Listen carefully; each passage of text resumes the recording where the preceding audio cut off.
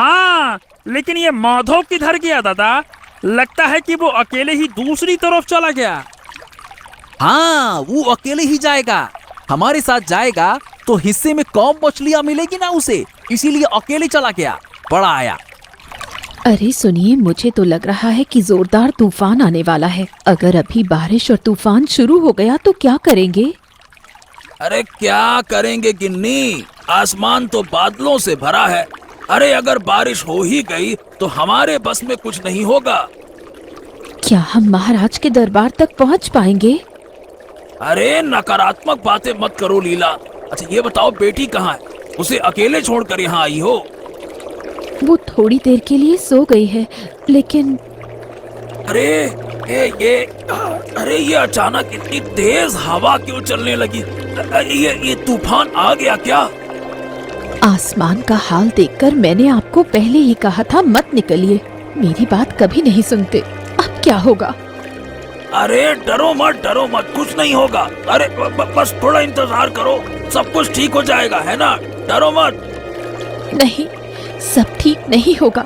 बचपन में एक बार मैंने ऐसा तूफान देखा था जब मैं अपने पिता के साथ थी। मुझे याद है कि तब माँ, पिताजी, नाव बहुत हिल रही है। अब क्या होगा? हवा बहुत तेज चल रही है, जोरदार तूफान आ रहा है।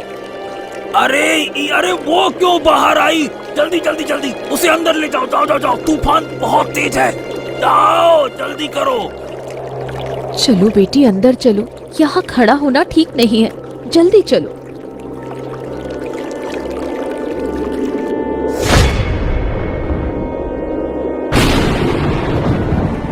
वाह, सुबह से जो बारिश और तूफान हुआ, ऐसा मौसम इस समय में कम ही देखने को मिलता है।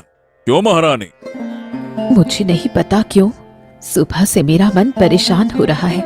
कुछ भी अच्छा नहीं लग रहा। अरे क्या बात, आपको क्या हो गया महारानी? आपको कुछ अच्छा क्यों नहीं लग रहा? क्या बात है?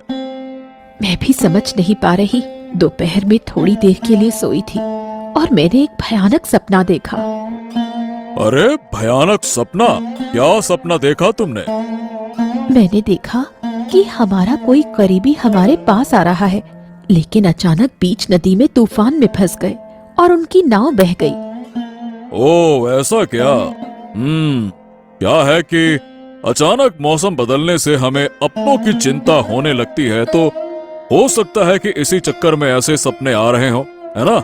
इसके लिए आपको परेशान होने की आवश्यकता नहीं है महारानी।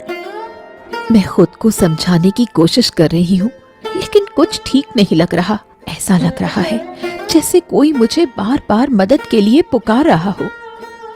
हाँ, लेकिन तुम शांत हो जाओ महारानी, शांत हो जाओ। लेकिन मुझे चिंता हो रही है खेतों की फसल की। अरे इस बेमौसम बारिश से फसलों को बड़ा भयंकर नुकसान होगा। अनाज की कमी हो जाएगी, ये सबसे बड़ी समस्या है। हाँ, ये तो है, लेकिन अब नदी में मछलियाँ ज्यादा होगी। अगर मछुआरे सही से मछलियाँ पकड़ें और बेचें तो व्यापार बढ़ेगा। तुम सही कह रही हो।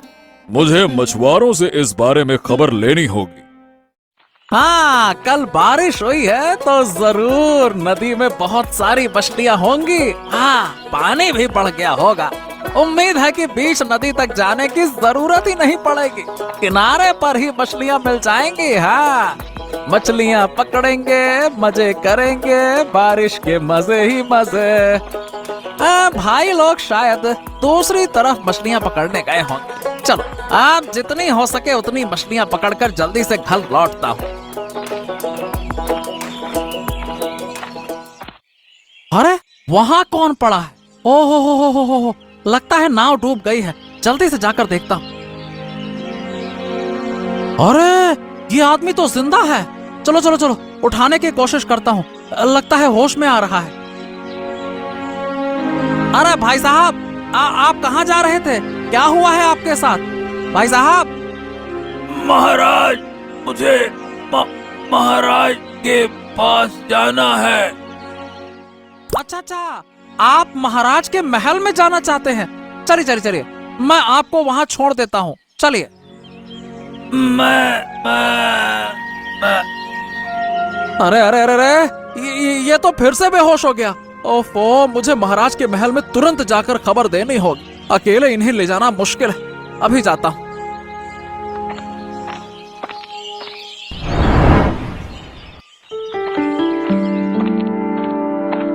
महाराज, महाराज, महाराज, महाराज के जय हो। अरे क्या हो गया? तुम माधव हो ना? अचानक यहाँ क्यों आए और इतना हाफ क्यों रहे हो? महाराज, क्या आपके कोई रिश्तेदार आने वाले थे क्या? रिश्तेदार? नहीं तो, किसी के आने की खबर तो नहीं है। बताओ क्या हो गया? महाराज, मैं नदी में मछलियां पकड़ने के लिए गया हुआ था। वहाँ एक आदमी को बेहोश पड़ा देखा। लगता है कि उनकी नाव डूब गई थी और होश में आते ही उन्होंने आपका नाम लिया और फिर बेहोश हो गए। इसीलिए मैं आपको बताने चला आया। क्या तुम उन्हें वहाँ अकेला छोड़ आए? क्या हुआ? महारानी, हम आपको बाद में बताते हैं। माधव, तुम यहीं रुको। मेरे सिपाहियों को लेकर जाओ और उस आदमी को महल में लेकर आओ। जाओ इसी वक्त। किसे लाना है महाराज? अरे कोई व्यक्ति नदी के किनारे बेहोश पड़ा है। मेरे नाम की बात कर रहा था, मतलब मेरा नाम ले रहा था। इसीलिए माधव मुझे यहाँ बताने आए। क्या और कोई साथ नहीं था? नहीं महारानी, वो अकेले ही थे। महाराज, देर मत कीजिए। हो सकता है वो हमारे रिश्तेदार हो। हाँ हाँ, माधव तुम जल्दी से जाओ और उन्हें यहाँ लेकर आओ। जाओ जाओ, फिर आगे की बात करते हैं। जल्दी करो, जाओ जाओ। जैसा आपका आदेश महाराज। मैं तुरंत जाता हूँ, तुरंत जाता हूँ। अरे धत तेरे की, हमने क्या सोचा था और क्या हो गया? हमने सोचा था कि बारिश की वजह से इधर बहुत मछली मिलेगा नदी में।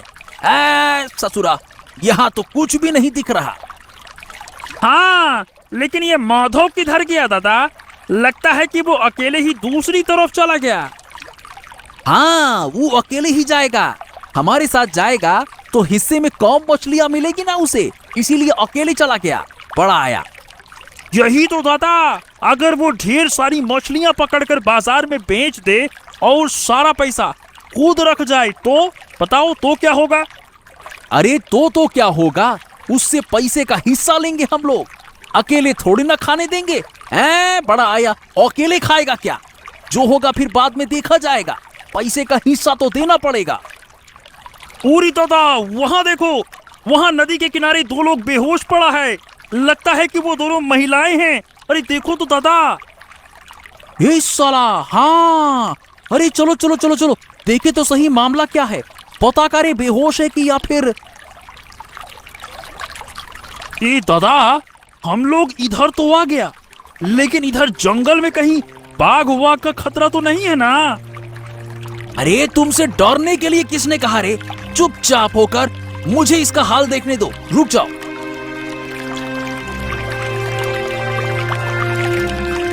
अरे नहीं रे, ये जिंदा है। बस इनके होश में लौटने का इंतजार करना पड़ेगा। मरा नहीं है। ये लेकिन दादा, इन्हें यहाँ से ले जाना तो बहुत ही मुश्किल है।